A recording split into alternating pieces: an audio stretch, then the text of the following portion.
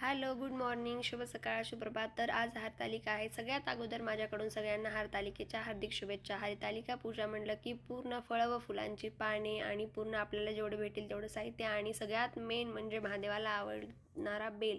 मला एक shock bell भेटला होता, त्यामुळं मी बेल सर्व पानं, फुलं, फळं घेतले आणि देवांना कापसाची वस्त्रमाळ बनवली व त्यांना गुळ खोबऱ्याचा नैवेद्य, खारीक खोबरा, वाटी सुपारी घेतली, अगरबत्ती घेतली, भस्म घेतला, तेला तुपाचा दिवा घेतला आणि पंचामृत घेतलं.